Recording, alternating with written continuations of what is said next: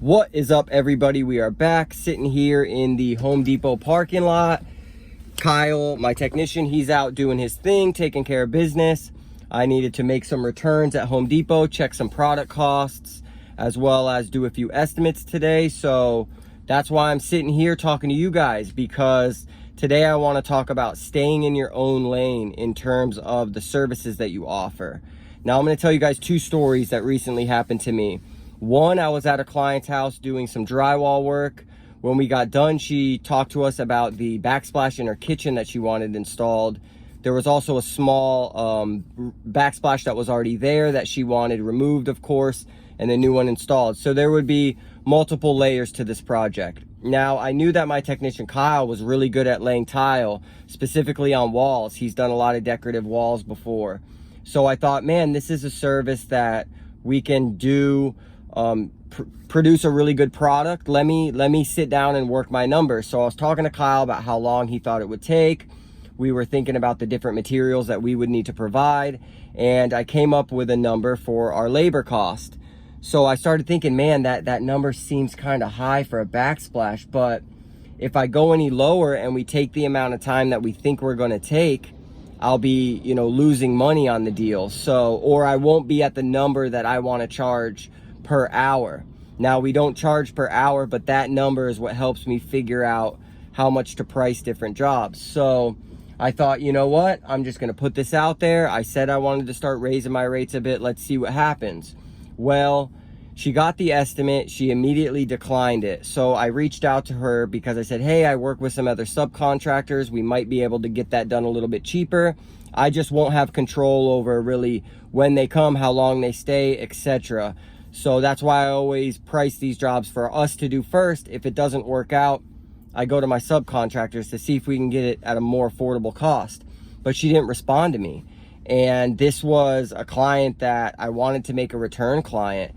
And now, because I sent over an estimate for a job that is not in my lane, we don't really do backsplashes. We've really never done one before for a client since I've owned the business. So this would be our first.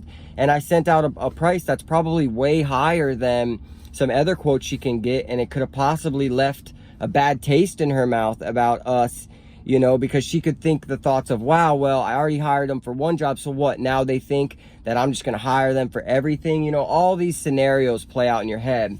So that kind of bothered me a little bit. And then I went to a house to estimate a pressure washing and a sealing job, which is not a big deal. It's definitely within our lane, but there was an enormous amount of things that needed to be moved in order to do the job. And they were also really, really heavy stuff on there on the patio as well.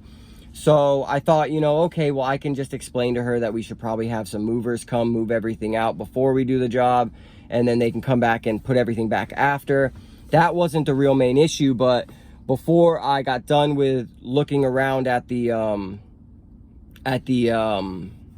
work area, sorry, I got a text message there. Before I got done looking at the work area, her husband came out and said, hey, why don't you split these estimates up? Why don't you give us one estimate to pressure wash, one estimate to seal the patio?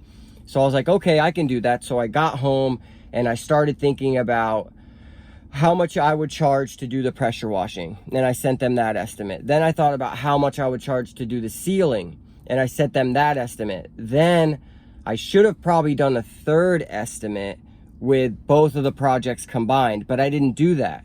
I sent out the two, and when you look at them one to one, by themselves, that's a high price when you add them together. So I started thinking about that, and I reached out to her and I said, hey, I started thinking about it, and if you choose to do both projects with us, which both projects, the pressure washing has to be done in order to seal, we can sit down and talk about a discount since you're doing both services.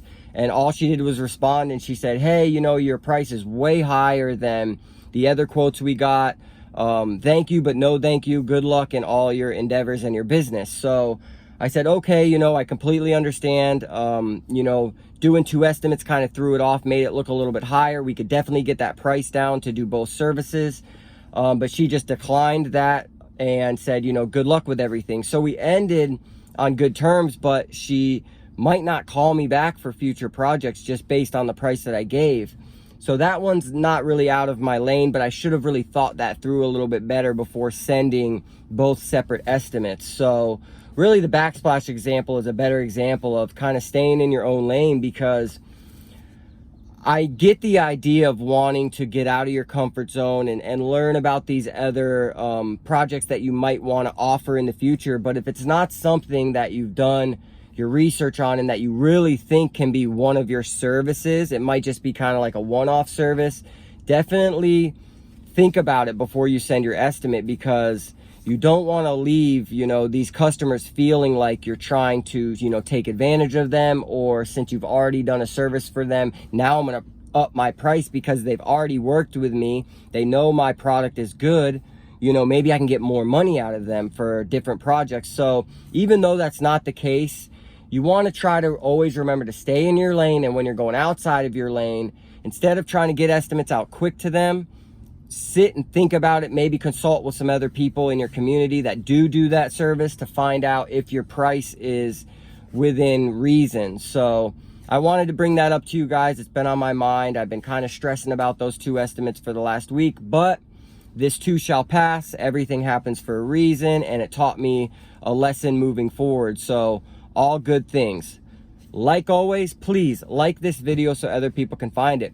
Leave me a comment of a time that you went out of your comfort zone and it either didn't go so well or it did go well. Let me know how that went. We're growing in subscribers. I'm so happy every day when I wake up and I have a new subscriber. I hope I'm helping you guys, because the Lord knows I had a lot of help to get to where I'm at, and to get to where I want to go, I'm going to have a lot more help. So like, subscribe, share this with a friend. I hope you all have a great day. Bye.